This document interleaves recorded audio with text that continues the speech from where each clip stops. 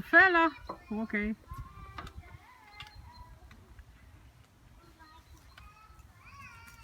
Hej Kaja, hvad hedder du? Jeg hedder Kaja.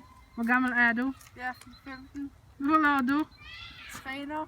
Har du kærester? Ja. Hvad hedder han? Frederik.